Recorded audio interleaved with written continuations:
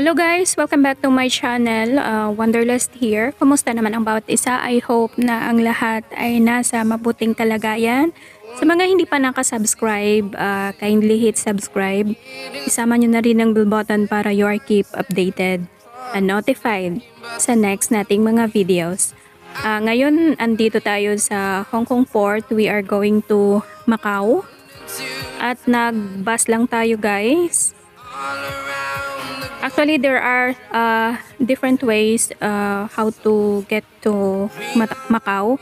Pwede kang mag-air transport, pwede kang mag-sea transport, or the land transport. Pinakamura sa lahat ay yung mag-bus tayo. Yung Hong Kong Zhuhai Macau bus, yung travel time niya ay nasa 35 minutes lang siya. Yung pamasahe naman is nasa 65 to 75 minutes. So, search na lang kung paano pumunta sa Hong Kong Port, and then you will pass through immigration, sakay ng bus, and that's it.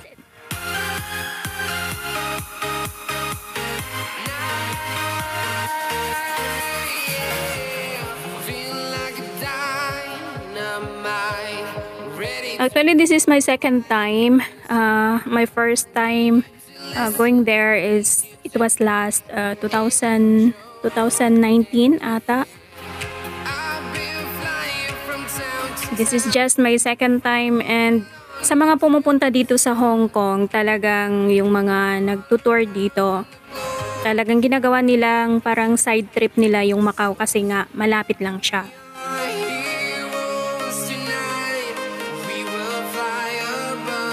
Pag mag-ferry naman kayo, it will take 55 minutes yata, pero medyo mahal yung pamasahe, 175 to 190 Hong Kong dollar. And I will just remind you guys na sa Macau, hindi pwede yung octopus na gaya ng ginagamit natin dito sa Hong Kong. Meron silang card but you need to purchase. Pero yung octopus natin is not valid there. Pero they are accepting Hong Kong dollars sa pamasahe sa mga buses. Kailangan mong mag-prepare ng coins kasi nga walang suklian, walang barya. Bawat sakay mo ng bus doon is $6.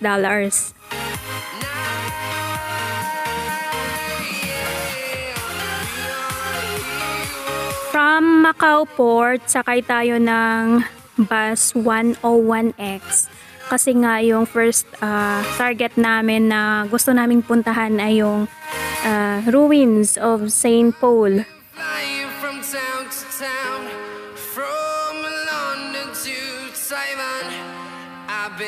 Pero kinulang kami ng baba. Bumaba kami before sa marating namin yung stop malapit sa St. Paul's na ruins. So, naglakad na lang kami all around. Makita nyo guys, actually Macau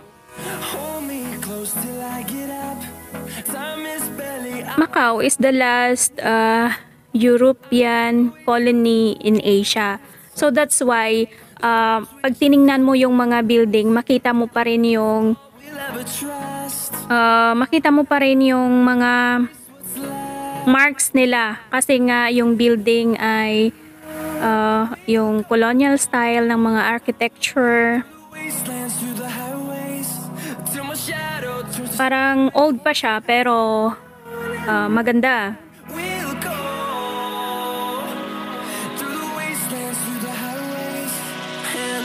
Also, Macau is the Vegas of China kasi nga andon yung mga casinos, very famous sa gambling.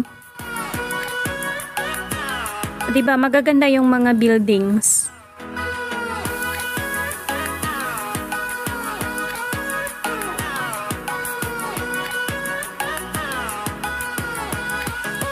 Una nating destination guys ay yung St. Paul's, ruins of St. Paul's. It is one of the famous landmark in Macau. Actually, there are other 20 landmarks, pero ito yung ating inuna.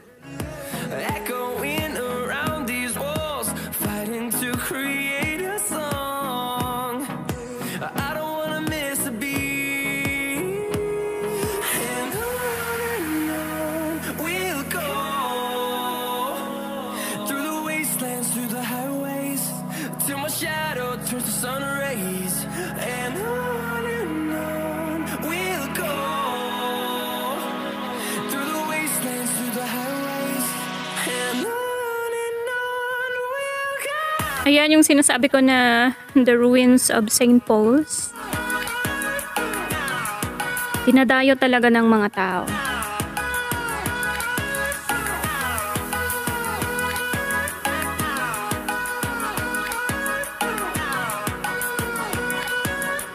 This is the center of Macau.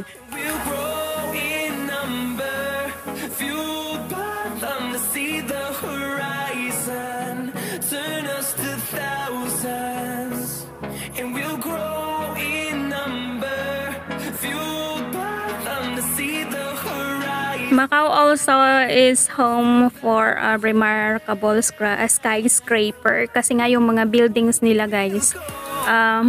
Kakaiba yung mga structure at saka ang tataas. Sobra. And Macau also is called as the Monte Carlo of the Orient. It's because it only depends kumbaga yung mga taxes, kumbaga yung income, it's all coming from gamblings, casinos, all over, tabi-tabi sila, marami doon.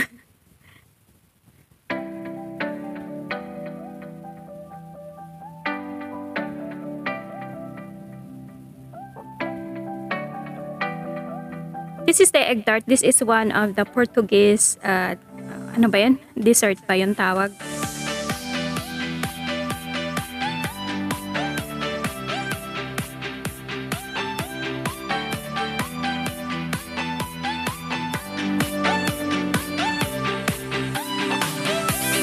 Diyan sa paligid guys ng St. Paul Church na ruin na yan, maraming mga nagtitinda ng mga kakanin, ano ba yan? Pagkain or mga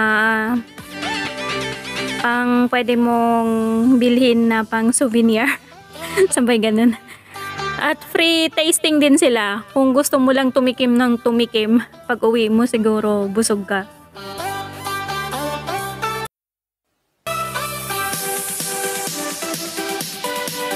This is just the first part of our trip to Macau.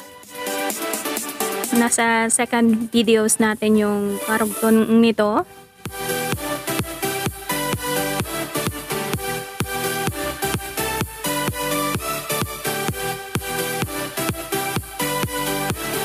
I really admire and appreciate the structure of the old buildings. Maganda talaga siya.